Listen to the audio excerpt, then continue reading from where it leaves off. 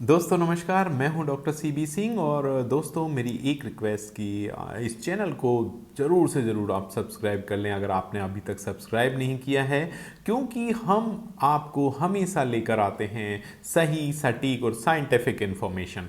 दोस्तों हम सभी जानते हैं कि डेयरी फार्मर्स लगातार प्रयास करते हैं कि मेरा एनिमल स्वस्थ रहे, उससे ज़्यादा दूध का उत्पादन कैसे लूं, और उसी श्रृंखला में बहुत सारे प्रश्न मुझसे वो पूछते हैं।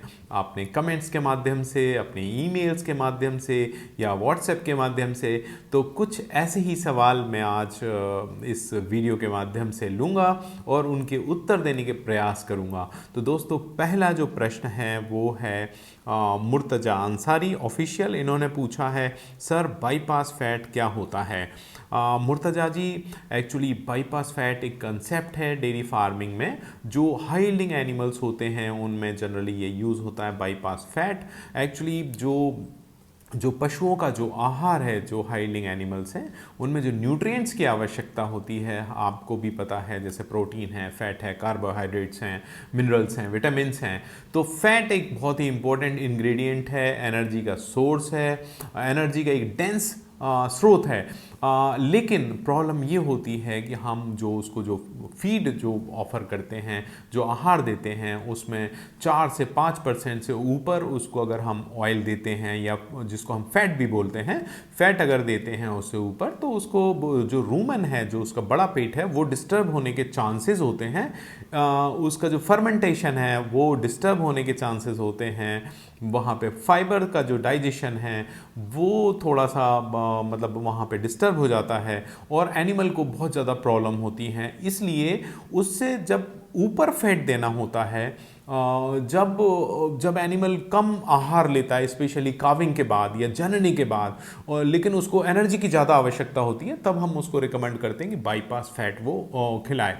तो बाईपास फैट एक्चुअली होता है क्या है कि ये इस तरीके से बनाया जाता है, ये बाईपास फैट सेपनिफिकेशन की मेथड से, या अलग अलग मेथड्स होती हैं, उससे इस तरीके से बनाया जाता है कि ये रूमेन को बाईपास कर जाता है। जो मैं फिर बता दूं आपको, जो उसका बड़ा पेट होता है, जहाँ पे माइक्रोब्स होते हैं, जहाँ फाइबर का डाइजेशन होता है, तो उसको प्रभावित किए बगैर ये उसको बाईपास कर जाता है, इसलिए इसको बाईपास फैट बोलते हैं। और ये सीधा छोटी आंत में जाकर एब्जॉर्ब होता है, वहाँ पे उपलब्ध हो जाता है उस एनिमल को, और उसको फ़ायदा मिलता है, जिससे हम उसकी ऊर्जा की पूर्ति कर पाते हैं उस पशु की। क्योंकि काविंग के बाद, मैंने बताया ये अक्सर हम काविंग के बाद यूज़ करते हैं। जो काविंग एकदम से जो बच्चा जनता है और उसके बाद जब मिल्क प्रोडक्शन में आता है एनिमल, और उसको बहुत सारी एनर्जी की आवश्यकता होती है, तब हम इसको उपयोग में लाते हैं। तो बाईपास फैट मतलब रूमेन को बाईपास कर जाता है, इसलिए हम इसको बाईपास बोलते हैं। दोस्तों दूसरा जो प्रश्न है ये सुरेश सिंह जी हैं, और इन्होंने पूछा है, सर क्या चिलेटेड मिनरल्स को हम रेगुलर यूज़ कर सकते हैं? क्या चिलेटेड मिनरल मिक्सचर को क्या रेगुलर यूज़ कर सकते हैं? बिल्कुल कर सकते हैं आप। एक्चुअली ये एक तरह के मिनरल्स होते हैं, बस इनका जो एब्जॉर्प्शन है, जो उपलब्धता है उस पशु को ज़्यादा होती है, मतलब कम क्वांटिटी में ये ज़्यादा फ़ायदा करते हैं। आप बिल्कुल साल भर इसको यूज़ कर सकते हैं, रेगुलर यूज़ कर सकते हैं। बस थोड़ा सा ये ध्यान रखें कि आपकी कॉस्ट जो है, कॉस्ट ऑफ प्रोडक्शन या आपका खर्चा है, उसको कम करने के लिए एक बात ध्यान में रखें कि जब आपका एनिमल मिल्किंग में हो, जब वो दूध दे रहा हो, तो उसकी क्वांटिटी ज़्यादा दें, मतलब 100 ग्राम्स तक चले जाएं। और जब वो ड्राई हो जाए या उसका मिल्क प्रोडक्शन कम हो जाए, तो आप उसकी क्वांटिटी हाफ कर सकते हैं, मतलब 50 ग्राम भी आप उसको ऑफर कर सकते हैं, रेगुलर दे सकते हैं। ये उसके प्रजनन तंत्र को एकदम हेल्दी रखेगा, उसकी जो रोग प्रतिरोधक क्षमता है, इम्यूनिटी है, उसको बहुत अच्छी बना के रखेगा, और एनिमल आपका स्वस्थ रहेगा, दूध का उत्पादन भी ज़्यादा होगा। तो यस, आप उसको रेगुलर यूज़ कर सकते हैं। दोस्तों उसके बाद जो क्वेश्चन है वो इन्होंने पूछा, RN गुर्जर हैं ये, और ये भी हमारे सब्सक्राइबर हैं। इन्होंने पूछा है, सर बाईपास फैट का टेस्ट साबुन जैसा होता है जिसको एनिमल खाते नहीं हैं, क्या करें?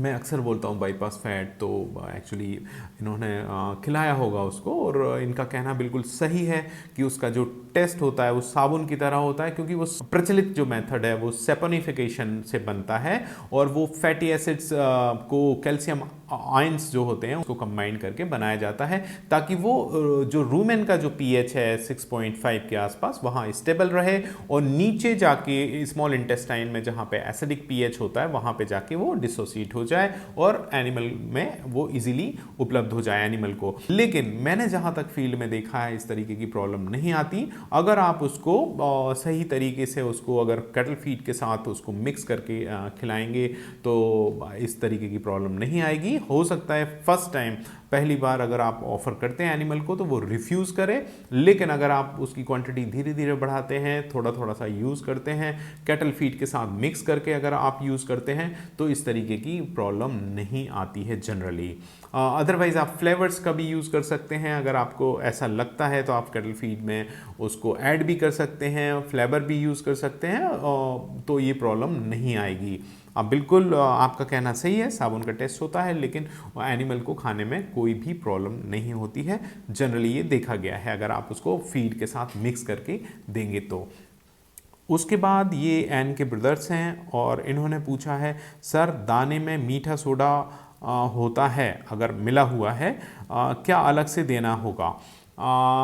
ये एक्चुअली एन के ब्रदर्स मैं आपको बता दूं कि अगर दाने में ऑलरेडी ऐड है, अगर उसका दाने में ऑलरेडी आपने ऐड करवाया हुआ है या जो भी आप पशु आहार दे रहे हैं उसमें अगर वो ऑलरेडी मीठा सोडा उसमें ऐड किया हुआ है तो आपको अलग से देने की आवश्यकता नहीं है। और हाँ, अगर आप फीड बहुत ज़्यादा उपयोग करते हैं जिसमें मीठा सोडा ऑलरेडी नहीं है तो आप अलग से उसको 50 ग्राम से 100 ग्राम तक डिपेंडिंग अपॉन, और ये उस पर निर्भर करता है कि आप कितनी क्वांटिटी में कैटल फीड उपयोग करते हैं। अगर आप बहुत ज़्यादा पशु आहार का उपयोग करते हैं तो आप डेफिनेटली उसको 50 ग्राम अगर आप उसको ये जो मीठा सोडा है उसका उपयोग करेंगे तो उसका फ़ायदा होगा।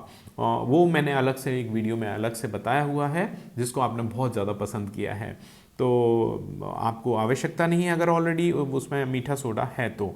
उसके बाद हैं ये आनंद कुमार जी हैं, इन्होंने पूछा सर बाईपास फैट किस कंपनी का बेस्ट है? उसके बाद इनका दूसरा जो पार्ट है, मैं पंजाब से हूँ और वहाँ पे CRS मिनरल मिक्सचर दे रहा हूँ जिसके बहुत अच्छे रिजल्ट हैं, क्या मैं इसको कंटिन्यू कर सकता हूँ? देखिए, दो प्रश्न आपने पूछे हैं। पहले बाईपास फैट किस कंपनी का बेस्ट है, तो मैं आपको बता दूं 2-3 कंपनियां हैं जो बहुत अच्छा काम कर रही हैं जिनका बाईपास फैट बहुत अच्छी क्वालिटी का आता है। उनमें कैमिन है, बर्गा फैट है, बिरवैक का भी आता है, तो ये कंपनियां बहुत अच्छा काम कर रही हैं। कुछ और कंपनियां भी हो सकता है, मुझे अभी याद नहीं आ रही हैं, लेकिन ये 2-3 कंपनियां हैं जो बहुत अच्छा क्वालिटी का इनका बाईपास फैट है और ये यूज़ कर रहे हैं। रही बात CRS मिनरल मिक्सचर की और आपको अच्छे रिजल्ट मिल रहे हैं, यस CRS भी एक अच्छी क्वालिटी का मिनरल मिक्सचर है जो काफ़ी लोग यूज़ करते हैं, और जाइडस कंपनी का है, कंपनी भी बहुत अच्छी है, आपको अच्छे रिजल्ट भी मिल रहे हैं, तो आप इसको कंटिन्यू कर सकते हैं। कंटिन्यू आप इसको खिलाइए, कोई प्रॉब्लम नहीं है। तो मुझे उम्मीद है आपको दोनों आपके जो सवाल हैं उनका जवाब मिल गया होगा। डेफिनेटली आप इनको कंटिन्यू कर सकते हैं। उसके बाद है ये प्रहास KP, इन्होंने पूछा sir what is dry matter? Dry matter क्या होता है? एक्चुअली ड्राई मैटर हम बहुत ही ज़्यादा यूज़ करते हैं इस वर्ड को, इस शब्द को इस न्यूट्रिशन में।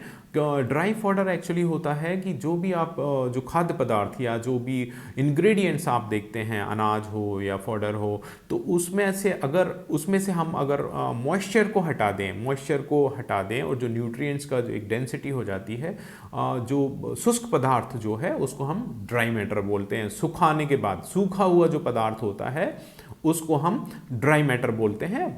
अगर हम उसके मॉइस्चर को हटा दें, उसके पानी वाले पोर्शन को हटा दें, तो उसको हम ड्राई मैटर बोलते हैं। तो मुझे उम्मीद है कि आपको समझ में आ गया होगा dry matter intake, dry matter, शुष्क पदार्थ, ये क्या होता है। बहुत ज़रूरी है इसको समझना, क्योंकि हम एनिमल्स की जो फीडिंग कराते हैं तो न्यूट्रिएंट्स को जो कैलकुलेट करते हैं वो हमेशा ड्राई मैटर बेसिस पर ही करते हैं। दोस्तों, मैं आपको एक बात ज़रूर बता दूं कि ये जो चैनल है ये हमेशा डेडिकेटेड है आप लोगों तक साइंटिफिक इन्फॉर्मेशन के लिए कि आपको मैं किस तरीके से आपकी लैंग्वेज में सही सटीक और साइंटिफिक इन्फॉर्मेशन आप तक पहुंचा सकूं। और उसी तरीके से आप लोगों का जब प्यार मिलता है तो मेरा दिल खुश हो जाता है, मुझे बहुत अच्छा लगता है, मुझे ऐसा एक मोटिवेशन मिलता है कि मैं और काम करूं और रिसर्च करूं और अच्छी इन्फॉर्मेशन आप तक पहुंचा सकूं। तो दोस्तों जाइए, इसको लाइक करिए, इस वीडियो को शेयर करिए और कमेंट्स में अपने प्रश्न जरूर लिखिए ताकि आने वाले वीडियोस में मैं उनको कवर कर सकूं। दोस्तों यूं ही साथ बनाए रखिए। Thank you very much.